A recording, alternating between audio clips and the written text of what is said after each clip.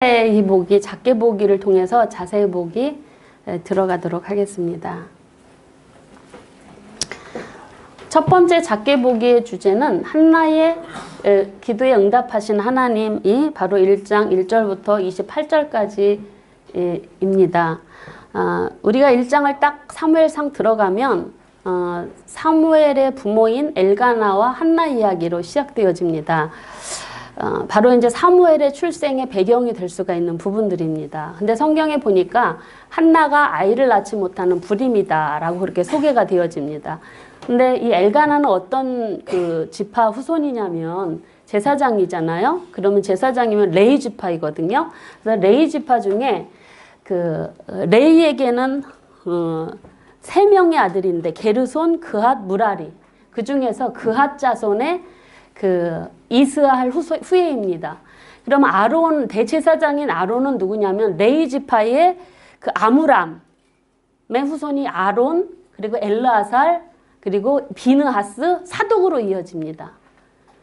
보통 우리가 보통 알기로는 이제 성경에 나와 있는 제사장의 모습들이 많이 나타나고 있는데 이제 그 부분을 일단 좀 들어가서 이제 더 집중해서 말씀드리겠고, 그 엘가나는 그앗 레위 지파이고, 그러면 이제 제사장이 계열이라는 거고, 그래서 사무엘은 뭐 제사장직은 아버지가 이제 제사장이니까 자동으로 이제 제사장 직분을 감당할 수밖에 없었던 그런 집안 내 사람이다라고 우리가 같이 연결해서 볼 수가 있습니다. 그리고 엘가나와 한나 사이에는 아이를 낳지 못했습니다. 근데 성경에 보니까 이 아이를 낳지 못하는 것 때문에 한나가 굉장히 다른 엘가나의 처 때문에 고통을 당하는 이야기가 나오지 않습니까? 근데 그 부분 때문에 그는 괴로워서 하나님께 기도하다가 서원 기도를 드리죠. 하나님, 제게 아들을 주시면 나시린으로 하나님께 드리겠습니다. 라고 그렇게 기도를 했고, 엘리 제사장의 축복을 받고 돌아가서 하나님께서 은혜를 베푸사 아이를 낳았는데 그 아들이 사무엘이더라 라는 내용으로 나타나고 있는데, 저는 이 부분을 통해서 좀 살펴보고 싶은 내용들이 바로 뭐냐면, 한나가 1장 5절로 6절에 보면은 어떻게 나타나고 있냐면, 여호와께서 그에게 임신하지 못하게 하심으로, 우리는 보통 그냥 자연적인 불임이라고 생각을 하지만 성경에 보니까 하나님께서 불임을 하게 하셨다라는 것입니다. 아이를 낳지 못하게 막으셨다라는 것입니다. 그래서 이 임신이라고 하는 히브리 말이요, 자비라는 뜻이랍니다. 그래서 아마도 이 사무엘상 이제 사무엘 사사 시대에서 그 왕정 시대로 들어가면서 하나님께서는 어쩜 한나의 상황을 통해서 이스라엘의 상태를 보여주신 게 아닌가 싶은데, 그렇다면 생명의 잉태가 단절되어진, 하나님에 의하여 단절되어진 한나의 모습을 통해서 하나님 뭘 보여주고 싶으셨냐면, 이스라엘이 하나님의 자비를 입지 못하는 그런 운명의 모습들, 운명이라고 말하는 거 좀 맞지 않습니다. 근데 이스라엘의 모습, 당시의 모습, 그런 모습들이 이제 3장 1절에 가보면 어떻게 나타나고 있냐면, 여호와의 말씀이 희귀하여 이상이 흔히 보이지 않더라.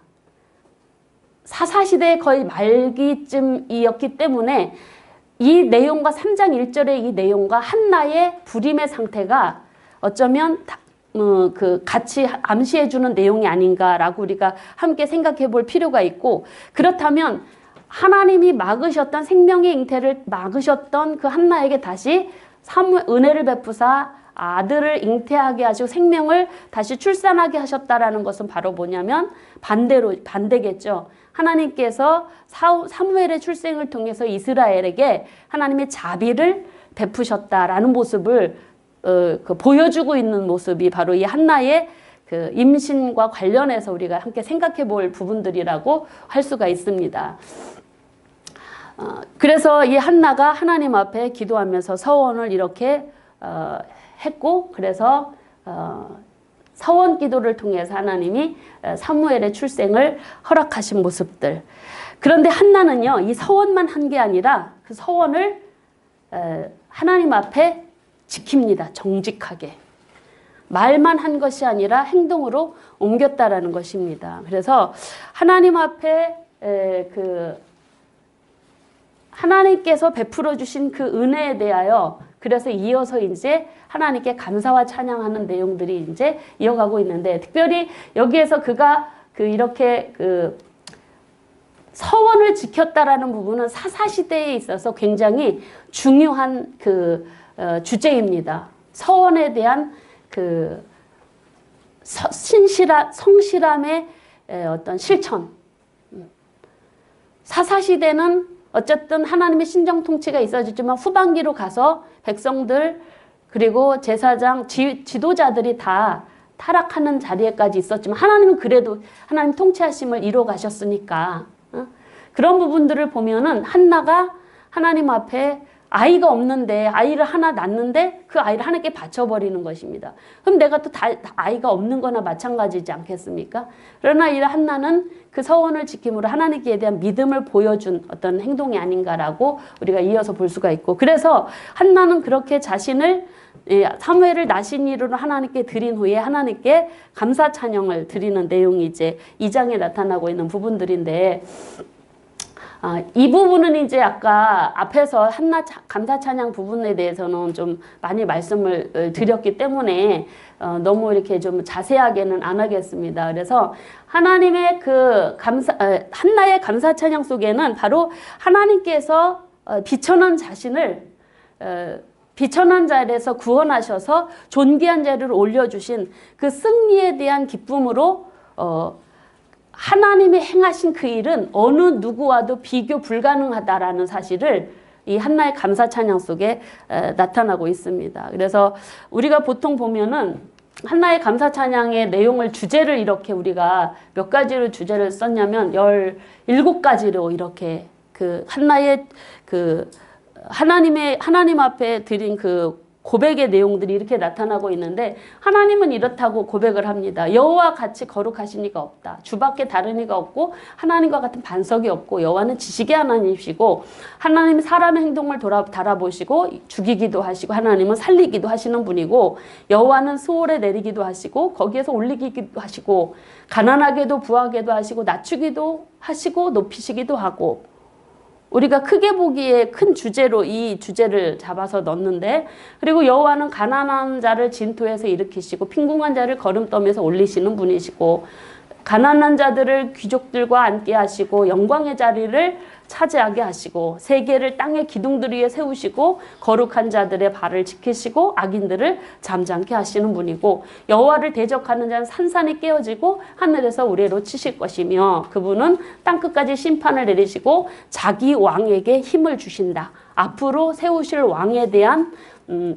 하나님의 신정이 나타나고 있는 어떤 부분들이라고 할 수가 있고, 여호와는 자기 기름 부은 받은 자의 뿔을 높이신다. 이것도 이제 왕정 제도가 시작되어야 되는데 그 왕에 대한 그런 하나님의 신정, 왕을 통한 하나님의 신정이 나타나고 있는 고백들이라고 할 수가 있습니다. 그래서 이 한나의 감사 찬양은 사무엘하 21장의 다윗의 감사 찬양과 함께 사무엘 상하의 전체 주제를 담고 있다라고 그렇게 보시면 되겠습니다. 그래서 그런 부분들을 우리가 이제 이렇게 함께 살펴보시고요. 특별히 그 찬양의 내용 중에 아마 가장 감격했던 것이 비천한 자신을 존귀한 자로 높여주시니 하나님에 대한 그 감사가 얼마나 컸는지를 볼 수가 있고, 아이가 없어서 낮아진 자리에서 하나님 높여주시는 이런 모습들에 대한, 그리고 한나의 고백 속에서도 교만한 자를 심판하시고 낮은 자를 낮추시고 높이시고 높은 자를 낮추시는 이런 부분들도 같이 고백되어집니다. 이런 부분들은 바로 하나님의 신정의 모습들이나 이런 하나님이 이렇게 이 왕정시대를 왕을 통해서 백성을 다스려 가실 것이다 라는 그런 부분들이라고 할 수가 있습니다. 그리고 이제 이 부분들은 이제 성경의 부분들인데 2장 들어가서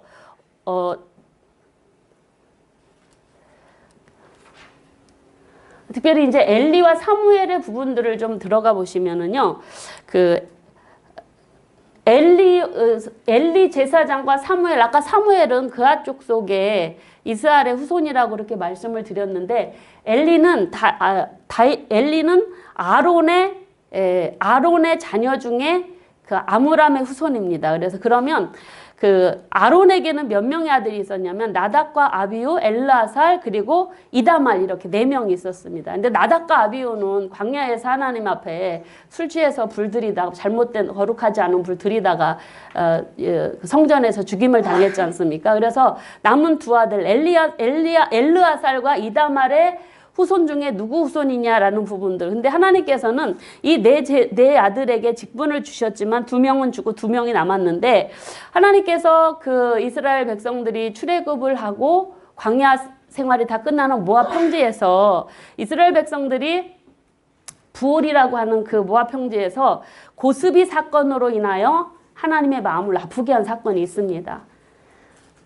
그 사건 때 엘르아살의 아들인 비느하스가 하나님의 열심과 특심을 가지고, 하나님의 거룩한 분노를 가지고, 바로 그 시므이의 족장, 시므온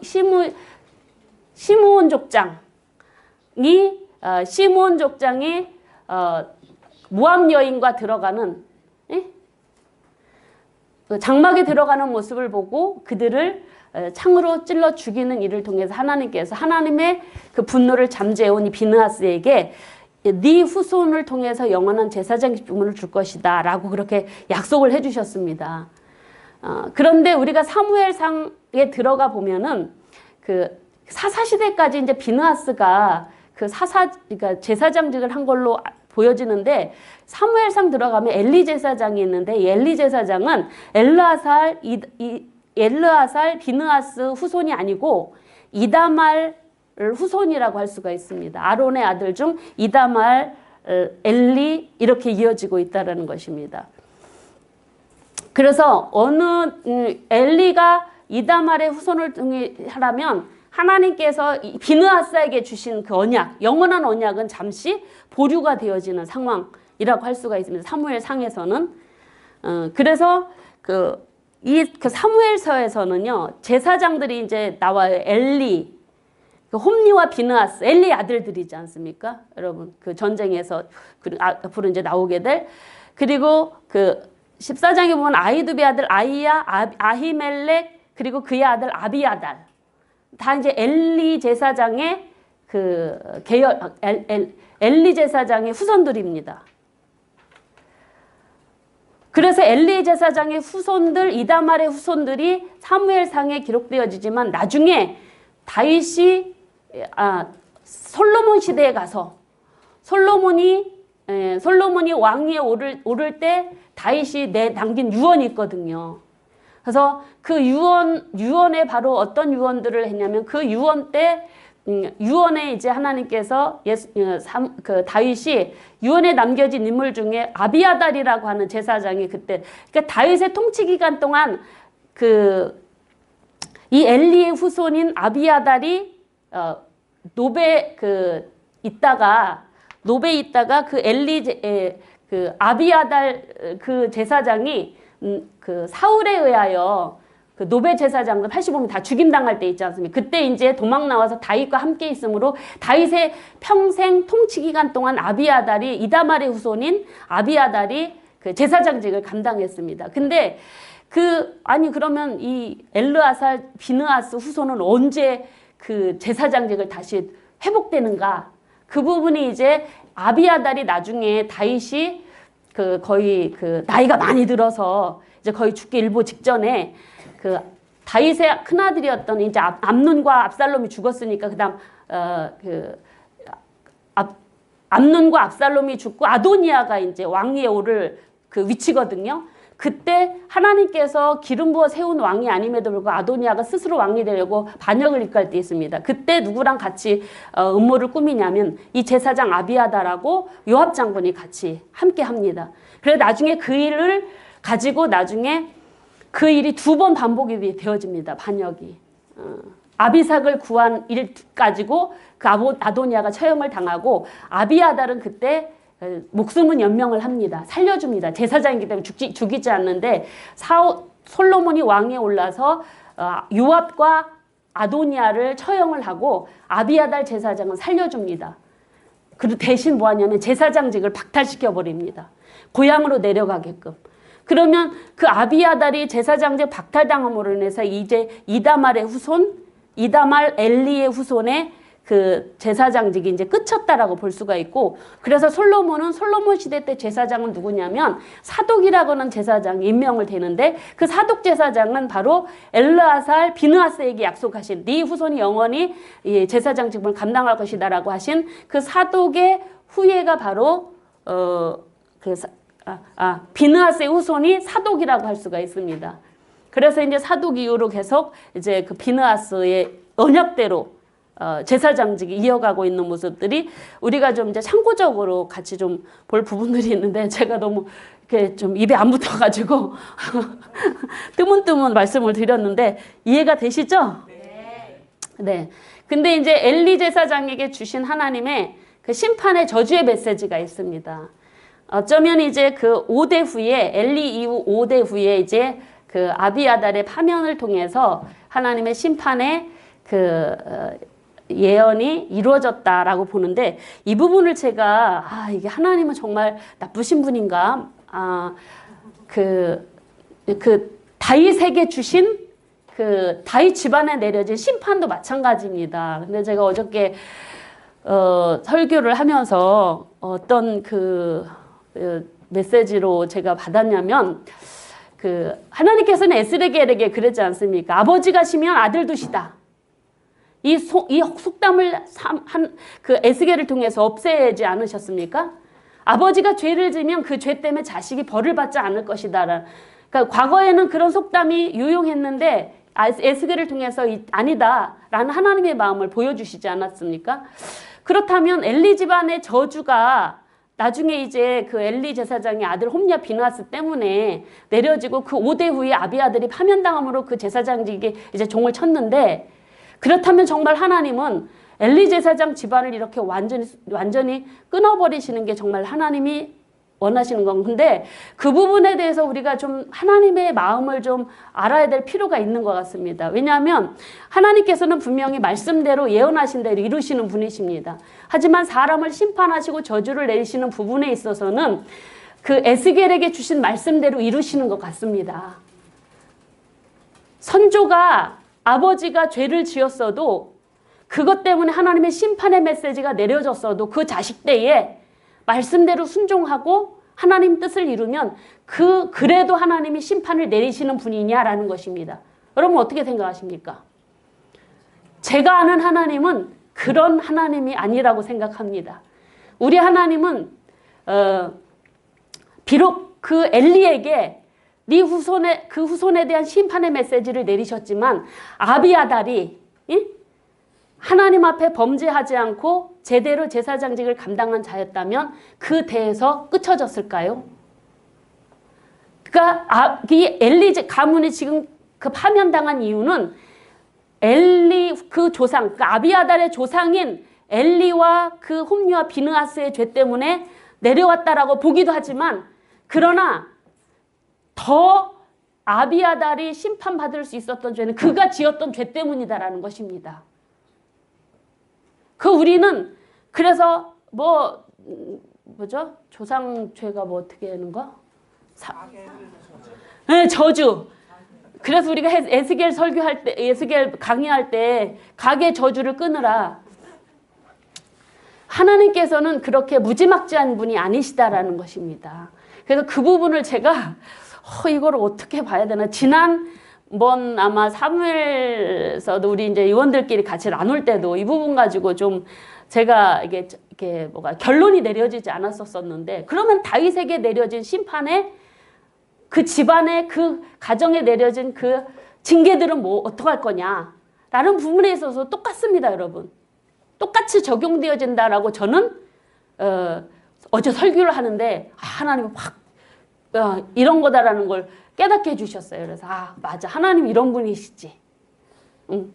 그래서 엘리 집안의 그 이제 마지막 5대가 아비아달로 인해서 이제 솔로몬 시대에 파면되는 것으로 그의 심판의 저주가 성경에는 응하였다라고 그렇게 기록되어지지만 그 죄값이 아비아달의 죄값이 있었기 때문에 그렇게 하나님의 심판이 이루어지게 되었다라는 부분들.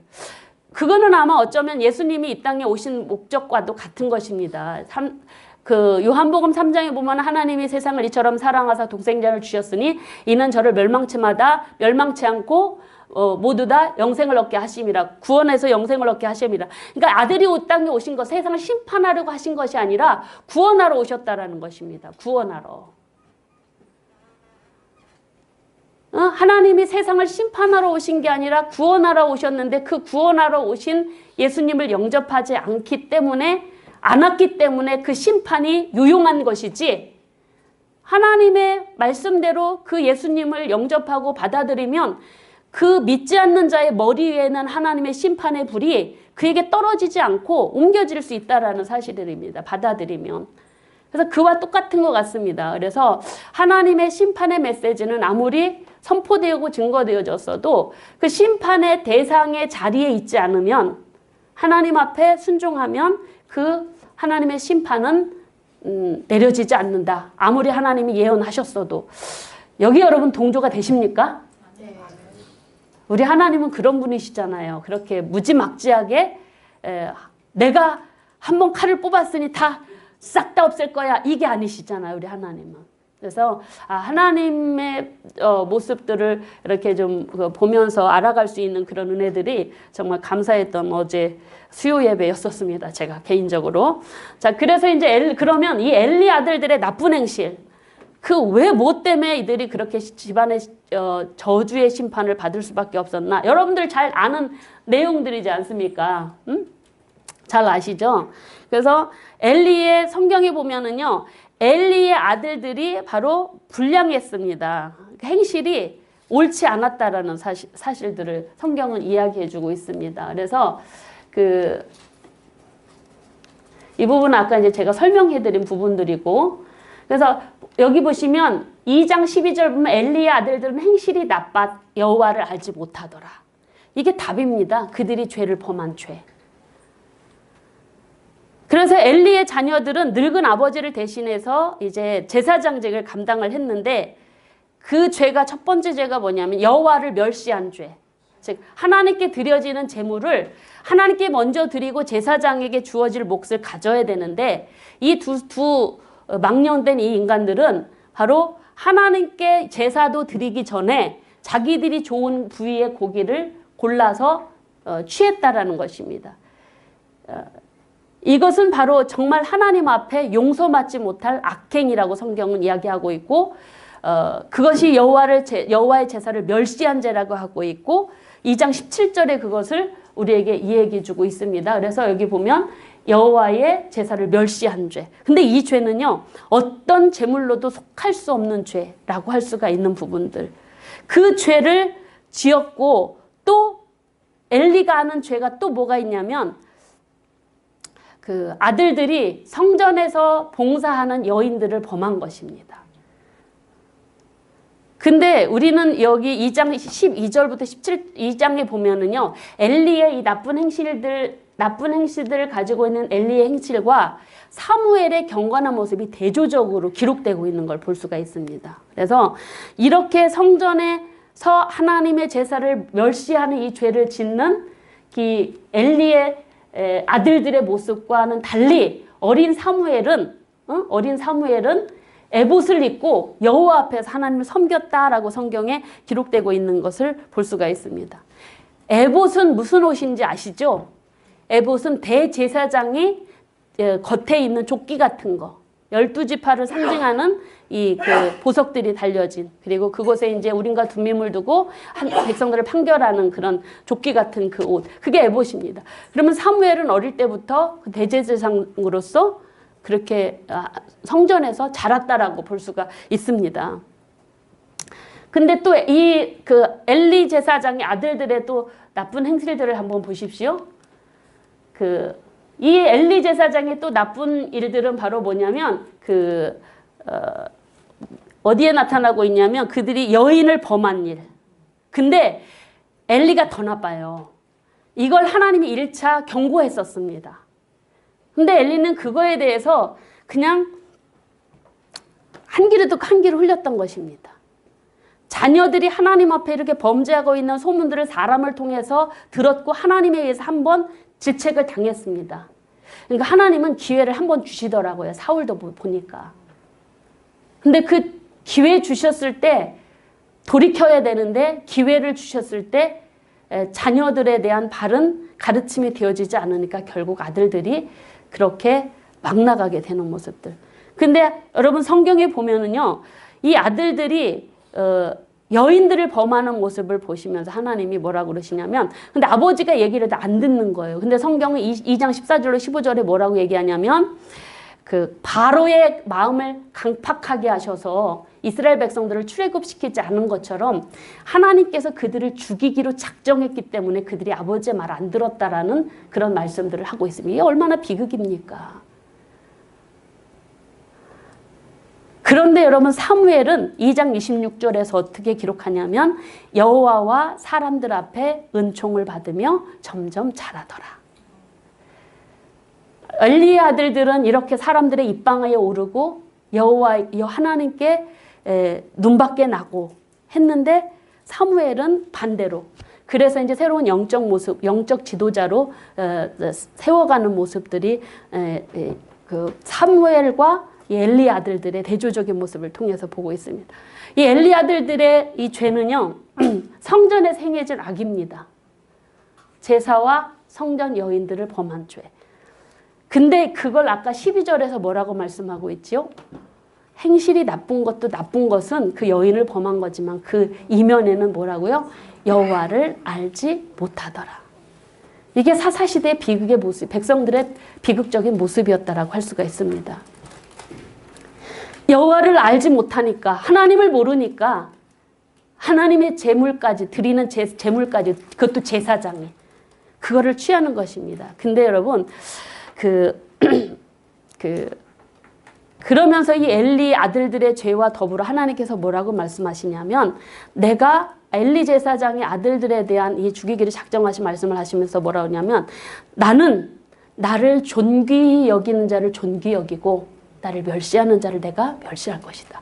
이 말씀은 바로 무슨 얘기냐면, 엘리의 아들들만 하나님을 멸시하고 제사를 멸시하는, 하나님을 존귀히 여기지 않은 게 아니라 엘리도 그랬다라는 것입니다. 엘리가 아들들의 범행을 보고도, 그 죄를 보고도 그냥 그들을 돌이키도록 하지 못했다라는 것은 바로 무슨 의미냐면, 이 엘리는 하나님보다 자기 아들들을 더 소중하게 여겼다, 이 말입니다.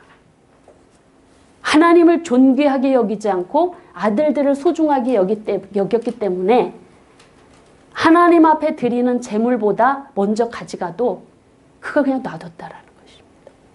그러면 엘리도 하나님을 알지 못하는 거 아닐까요? 이게 엘리와 엘리 아들들의 죄악입니다. 하나님보다 아들들을 더 존귀 여기고 사랑한 이 모습. 그래서 하나님은 엘리 제사장에게 두 번이나 경고를 했습니다. 첫 번째는 개인적으로 했던 것 같아요. 두 번째는 누구한테 하죠? 바로 사무엘, 어린 사무엘을 불러서.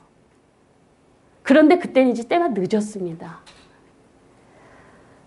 엘리의 잘못은 뭐냐면 아들들의 죄가 있음에도 불구하고 그들을 회개하도록 이끌지 않고 그 죄를 방조했다라는 것입니다. 이게 아주 큰 죄악이죠. 이게 사사시대의 타락의 모습의 한 면이라고 볼 수가 있습니다. 그래서 3장 1절에 제사장조차도 하나님의 말씀을 분별하지 못하는 여호와의 말씀이 희귀하여 이상이 흔히 보이지 않더라 라고 기록하는 것입니다. 제사장조차도 하나님을 제대로 알지 못하는 이 시대, 이게 바로 사사시대 마지막 시대입니다. 근데 성경에 보니까 엘리 제사장이 눈이 점점 어두워져서 잘 보지 못했다라고 그렇게 기록되지 않습니까? 이것은 바로 당시의 이스라엘의 영적 상태의 모습을 보여주고 있는 말씀이라고 할 수가 있습니다. 그런데 사무엘은 어렸을 때부터 세마포의 옷을 입고 하나님 앞에 하나님을 섬기는 모습. 그래서 하나님은 이 엘리 집안에 대한 심판을 내리기로 작정하시고 어린 사무엘을 부르십니다. 아시죠? 3번 부르시고 4번째. 근데 엘리에게 쪼록쪼록 3번씩이나 갔는데 엘리 모르는 거예요. 3번씩이나 가는데 3번째 그때서 깨닫습니다. 하나님 부르시는구나. 엘리 정도라 제사장이면 그 즉시 알아야죠. 하나님 부르셨다라고. 이것도 하나의 엘리의 무능함, 영적으로 둔해진. 어쩌면 성경에서 증거하는 엘리가 눈이 어두워 잘 보이지 못했다라는 이 이야기는 그의 육신의 눈이 아니라 그의 영적인 눈의 모습을 대변해주는 모습일 수도 있다라고 우리가 볼 수도 있습니다. 그래서 이 하나님의 말씀이 희귀하여 이상이 흔히 보이지 않던 때 엘리 집안을 향한 하나님의 저주의 심판이 어린 사무엘에게 전달됩니다. 그 죄는 하나님은 이제 돌이키지 않습니다. 속죄 방법이 없습니다. 그 심판 받아야 합니다. 그 죄는 하나님보다 아들들을 더 존귀히 여긴 죄다라고. 참 여호와를 제대로 제사장이 알지 못해서 행실이 나쁜 짓 하면서도 그게 죄인지도 모르고 행하는 이 어두운 그 엘리 시대의 모습. 이런 부분들, 그래서 엘리 집안에 내려진 저주는 3가지입니다. 바로 홈니와 비느하스가 한날에 죽고 엘리 집안에 영원토록 노인이 없고 엘리를 대신해서 새로운 제사장을 세울 것이다 라는 내용입니다. 그런데 이 이야기를 엘리가 사무엘을 독촉해서 거의 반 협박해갖고 듣습니다. 어린 사무엘은 이 심판의 메시지를 어떻게 위에 나이가 연세가 많은 그 90세가 넘으신 그 노인한테 그걸 전합니까? 심판의 메시지를. 그래서 안 하려고 하는데 거의 협박해가지고 들은 내용입니다, 이게. 근데 엘리의 그 반응을 보십시오. 3장 18절 보시면은요, 여기 나와 있나 모르겠네.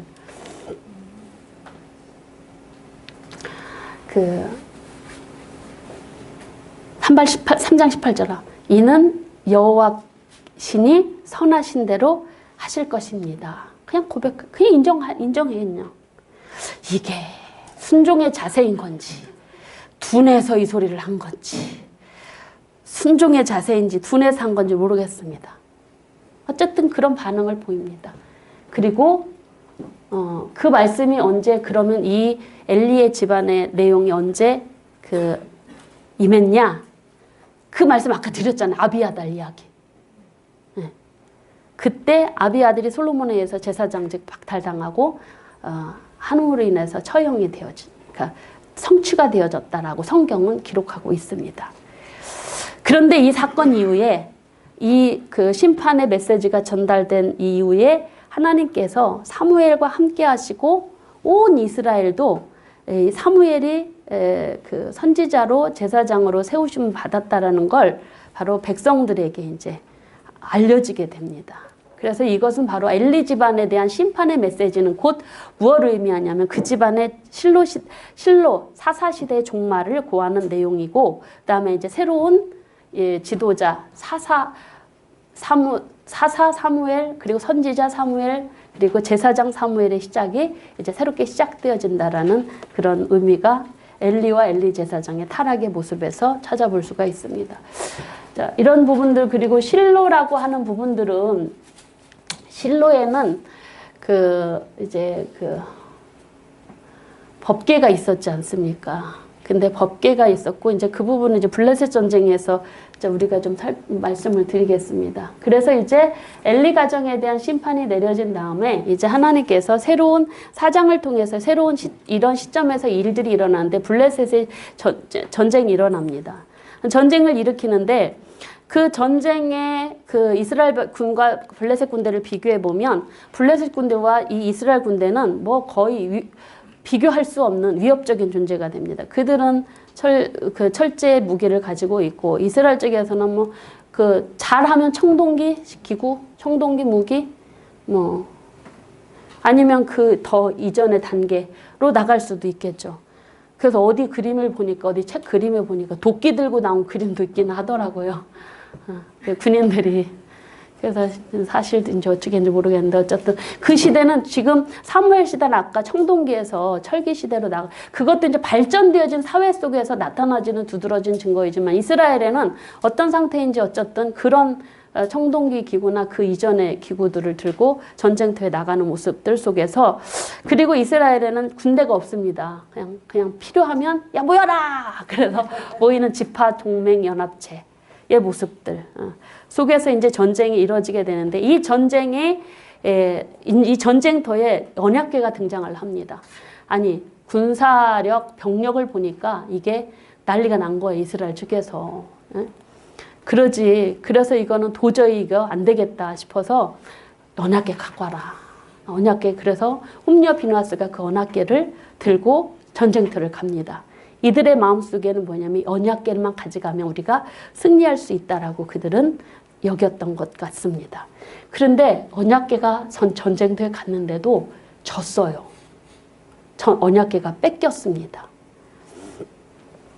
근데 언약궤가 갔으면 승리해야지 왜 졌냐면은 그런 것도 있으면 성경에 자세하게 기록되는 걸 보니까 그 언약궤가 이스라엘 진에 오니까 블레셋 군대에서는 이미 블레셋 군인들은요 이스라엘의 하나님의 소문을 다 알고 있거든요. 애굽에서 하나님 애굽인들에게 행하신 그 심판의 그 열재앙제 내리신 거 그래서 출애굽한 사건 광야시들의 얘기를 다 알고 있어요. 그래서 야 저 이스라엘 하는 대단한 분이다라고 알고 있었는데 그 법궤가 오니까 그 언약궤가 오니까 이 사람들이 큰일 났다라고 생각을 하는데 여러분 성경을 자세히 들여다보시면 어떻게 기록되어지냐면 이스라엘 백성들은요 야 언약궤 왔으니까 야 우리는 이긴다 이렇게 하고 있고 이 블레셋 군애들은요 야 저 언약궤가 와서 우리가 불리할 수도 있지만 정신 똑바로 차리고 두려움을 이기고 우리가 더 강하게 해서 대장부같이 해서 싸우자. 그래서 용기를 내서 이 사람들이 싸웁니다. 승리의 비결이 거기에 있었던 거예요. 이스라엘 백성들은 그 언약궤를 어떻게 봤냐면 우상 취급한 거예요. 승리의 아이콘. 마치 이 목걸이 그 십자가를 무슨 그 상징처럼 구원의 상징처럼 보는 것 같다.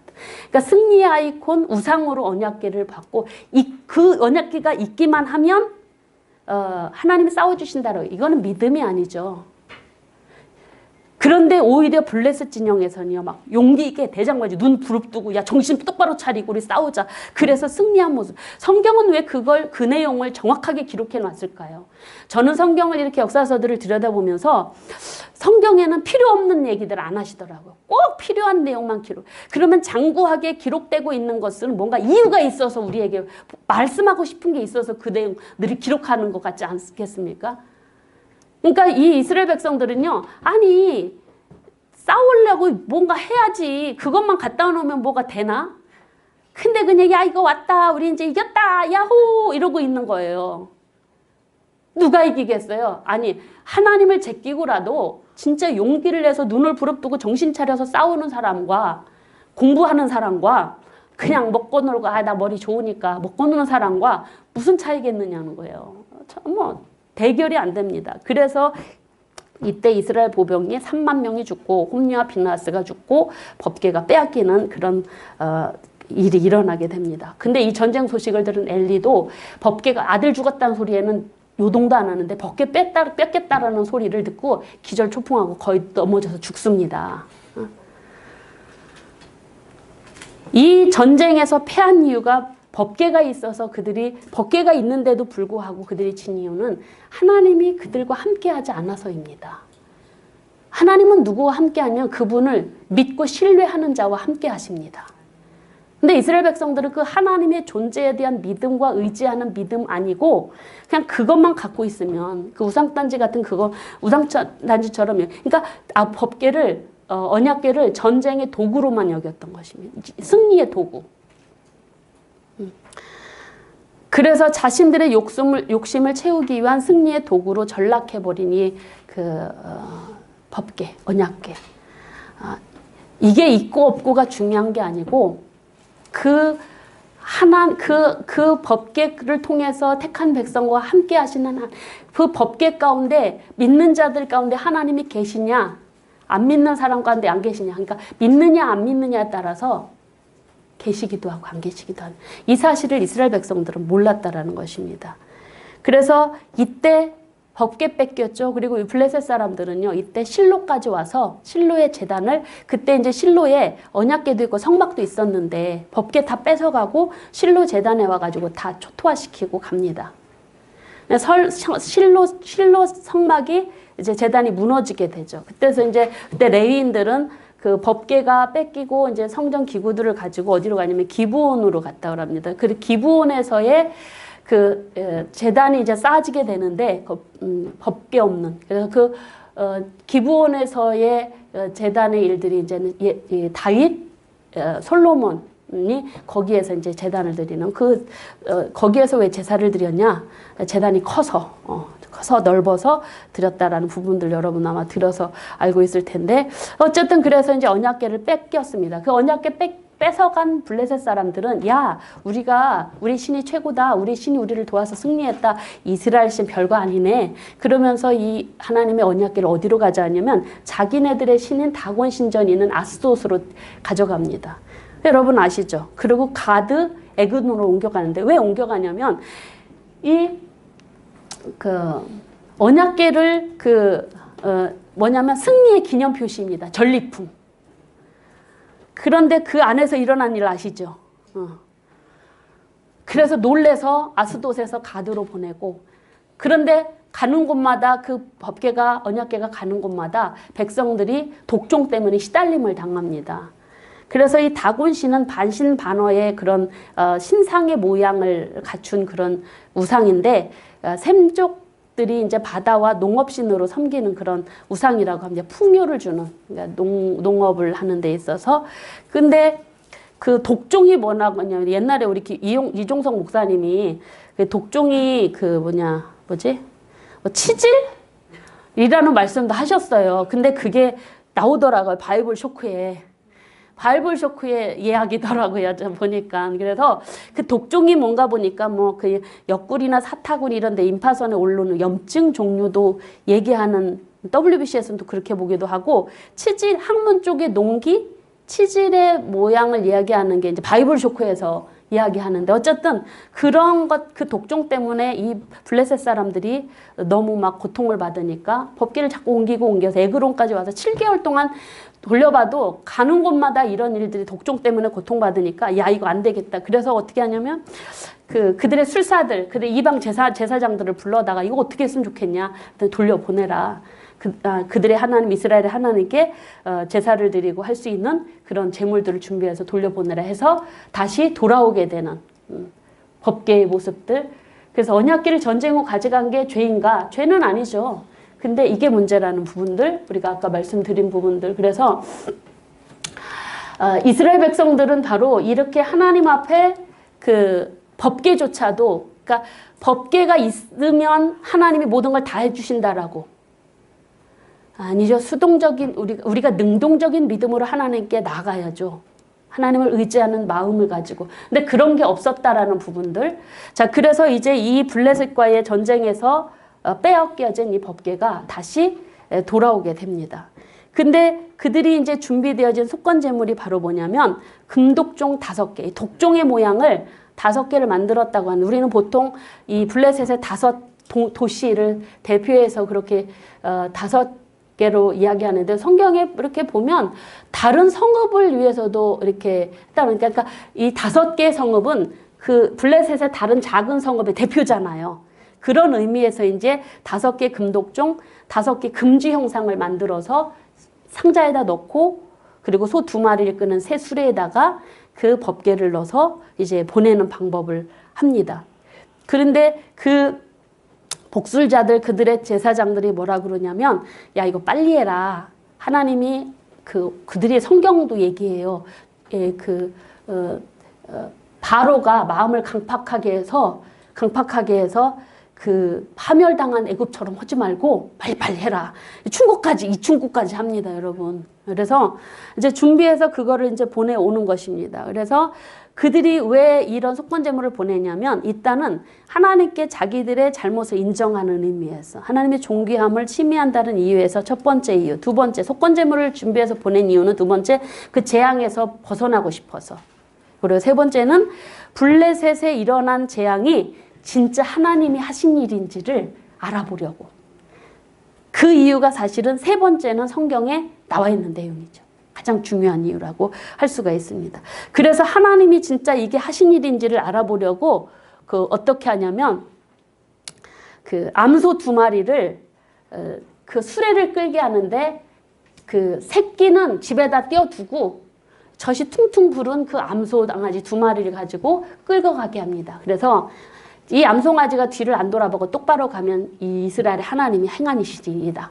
근데 정말 그들의 고백대로 하나님께서는 그 암소 두 마리를 붙들고 뒤를 돌아보지 않고 울면서 성경 보면 두 송아지가 울면서 갔다고 그랬어요. 뒤를 돌아보지 않고 울면서. 송아지를 돌아봄직도 한데 돌아보지 않고 울면서 그 길을 가는. 응? 이것은 바로 무엇을 얘기하냐면 하나님이 억지로 두 암송아지를 끌고 가셨다라는 것입니다. 하나님이 행하셨다라는. 그래서 이제 하나님이 그렇게 법궤를 통해서 블레셋의 도시들을 거의 뭐 초토화시키고 하나님이 행하신 일이시죠. 그게 증명되어지는 게 바로 두 암송아지가 울면서 그 수레를 끌고 오는 모습을 통해서 벳세메스 사람 그 언약궤가 이제 그 에그론에서 있다가 오거든요. 에그론과 벳세메스 이제 거의 접경 지역인데 그 이스라엘의 접경 지역인 벳세메스까지 언약궤가 가서 똑바로 가는 걸 보고 이 사람들은 확인하고 갑니다. 블레셋 사람들은 아 하나님이 하셨구나 이거 확인하고 그러고 나서 일어나는 일들 그 벳세메스 사람들이 언약궤를 들여다봐서 죽은 사건 이 부분들이 이제 우리가 좀 살펴봐야 될 부분들이라고 할 수가 있는데 그 언약궤를 들여다본 이들의 모습 그래서 언약궤를 들여다본 죽은 사람들에 대한 그 명수가 성경에 보면은 한글 개역개정에는 70명이라고 되어 있는데 히브리나 사본이나 70인역에는요 5만 그러니까 우리 성경에는 5만 가로쳐 있죠. 네. 5만 가르치고 거기는 히브리 사본과 70인역에는 5만 70명이라고 죽은 것으로 되어 있대요. 근데 이 5만이라고 하는 거에 우리가 왜 괄호를 쳐놓냐면 그 벳세메스 도시가 당시 5만 명이 안 되었대요. 그래서 근데 원래는 70인데 이 5만이 왜 추가됐냐면 그렇게 저기 자료 보니까 그 얘기를 하더라고. 왜 우리가 보통 얘기를 전달하다 보면 뿔잖아요. 그렇지 않았는가 불려서 민담이 형성되는 과정 중에 불려서 전달되지 않았을까. 그래서 개역개정에서는 이제 확실치 않아서 5만은 가로치고 그리고 70명만 했다라고 그렇게 기록이 되어지는데 사실은 정확하게 보면 이런 이야기들이 있다라는 부분들. 그래서 근데 정확한 자료는 바로 이제 그 벳세메스 도시가 그렇게 큰 도시가 아니었고 5만의 인구가 안 됐다라고 하는 거 보면 어쩌면 이게 불려서 얘기가 좀 전달되지 않았나 하는 부분들도 뭐 오류가 번역 과정에서 오류가 될 수 있는 부분들도 있을 거고 그런 부분들 우리가 좀 같이 생각해 볼 이야기들입니다. 그렇게 해서 이제 그 5만 명 뺀 아니 70명이 죽으니까 이 사람들이 뭐라고 벳세메스 사람들이 야 이거 큰일 났다. 그래 이거 어떻게 하냐. 그래서 이제 어디로 보내냐면 기랏 여아림 사람들을 불러 모아가지고 데려오라고 그래서 이 하나님의 궤를 옮겨가도록 합니다. 그래서 아비나답이라고 하는 사람의 집에 놓게 되죠. 그럼 여러분 왜 하나님이 그들을 죽이셨을까요?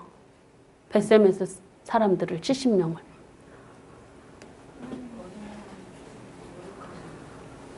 네, 그 민수기서 4장 20절에 보면 여호와의 성물을 보기만 해도 죽을 것이다라는 경고가 있습니다. 사무엘 하의 6장에서도 언약궤를 옮기다가 웃사가 죽지 않습니까? 그것도 바로 제사장임에도 불구하고 언약궤를 잘못 다루면 함부로 만지면 고리에 껴서 옮기도록 했거든요. 그래서 고앗 자손이 매도로 함부로 성물을 만지거나 들여다보는 거, 이거에 대한 하나님의 율법에 명시되어 있기 때문에 이거에 대한 하나님이 징계로 그래 죽임을 당했다라고 볼 수가 있습니다. 그들의 경솔한 행동이라고 할 수가 있죠. 그래서 그래서 하나님이 임재의 상징인 이 언약궤를, 하나님의 궤를 성물을 함부로 다루지 못하도록 하기 위한 하나님의 조처였을 것이다라고 보고 있고, 이것은 하나님의 거룩을 함부로 침해하지 못하게 하는 하나님이 막으신 방법일 수 있다라고 그렇게 이야기도 하고 있습니다. 자, 그런데 이 언약궤가 왔어도 여전히 왜 이런 일들이 일어났냐면, 벳세메스로 왔어도 언약궤를 다루는 이스라엘 사람들이 여전히 똑같이 행동했다라는 것입니다. 언약궤를 함부로 생각하고 가볍게 여겼다라는 것입니다. 그래서 엄중한 벌을 내리셨지 않나. 공의 하나님의 모습이라고 할 수가 있어요. 이런 부분들이 우리는 세상 시각으로는 이해가 되지 않지 않습니까? 근데 하나님의 거룩성에, 그리고 하나님의 율법에 기록되어진 내용들을 보면, 그거에다가 우리가 비추어 보면 이건 충분히 하나님은 그러실 수도 있을 분이다라는 부분들 라고 할 수가 있습니다. 그래서 이제 아비나답의 집에 가게 되어지는데, 근데 왜 사무엘하가 아니고, 근데 이 벳세메스 사람들이 기란 여아림 사람들을 데려다가 이거 가져가라 라고 합니다. 그래서 왜 아비나답의 집에 갖다 놨을까, 벳세메스에. 근데 왜냐하면 기란 여아림하고 벳세메스하고 거리가 되게 한 1800 굉장히 고지입니다. 아비나답의 집 산지입니다. 산지 올라가야 됩니다. 근데 이 벳세메스가 좀 낮은 지역이고, 그리고 이 벳세메스 사람들이 이곳으로 가져가게 왜 그랬느냐면 블레셋 사람들과 좀 멀리 떨어져 있는 곳에서 두려고 외진 마을에 두는 것이 가장 좋을 것이다라는 그런 이유 때문에 이렇게 했다라는 학자가 있습니다. 학자가 에슬링어라고 하는 학자가 외진 마을에 두는 게 좋은 방법일 것이다라고 하는, 그래서 아비나답 집에 옮겨놨을 것이고, 그리고 당시 이제 그 블레셋과의 아벡 전투, 처음 전투에서 법궤 뺏긴 전투, 거기에 그때 실로 성소가 파괴됐으니까, 그래서 이제, 그리고 엘리와 두 제사장도 죽었잖아요. 사무엘은 어리고. 그래서 하나님의 전을 섬길 제사장이 그 실로에 없으니까, 그래서 이제 옮겨갔을 것이다 라는 그런 이야기들을 하고 있고, 그리고 기란 여아림에 이 합당한 사람 아비나답과 그의 아들인 엘리아살이라고 하는 그 아들이 있었다라고 할 수가 있습니다. 그래서 7장 1절에 보면은요, 성경에, 그러니까 우리는 보통 보면은 방치해뒀다라고 하거든요. 이 법궤를 거기다가. 근데 사무엘상 7장 1절에 보면은 아비나답의 아들 엘리아살로 하여금 법궤를 잘 보관하고 지키도록 그렇게 한 기록이 있습니다. 그러면 그냥 저는 그래서 제가 그 부분을 방치하는 것은 아니고, 그래도 아비나답의 아들 엘리아살이 있어서 바로 그 일들을 그냥 법궤를 그냥 처박아 둔 게 아니다라고 7장 1절을 통해서 좀 확인해 볼 수가 있고, 그리고 WBC 주석에서는 이런 얘기도 하더라고요. 아비나답의 집이 그쪽으로 옮긴 거, 그곳에 성소를 갖고 있어요. 작은 가정 성소를 갖고 있었기 때문에 이제 거리상도 떨어져 있고, 그래서 그 집으로 옮겼을 것이다라는 이런 여러 주장들이 있습니다. 근데 뭐가 확실하냐는 모릅니다. 근데 이런 가능성들을 열어놓고 우리가 살펴볼 수가 있는 부분들, 그래서 언약궤가 뺏겼다가 다시 돌아왔다는 의미는 이스라엘에 다시 희망, 소망의 빛이 비추고 있다라는 부분들. 그런데 이 언약궤가 아비나답의 집으로 간 이후에 이스라엘 백성들의 관심에서 멀어지는 일들이 일어나게 됩니다. 여기까지 하시고 5분 쉬겠습니다. 쉬랍니다. 오늘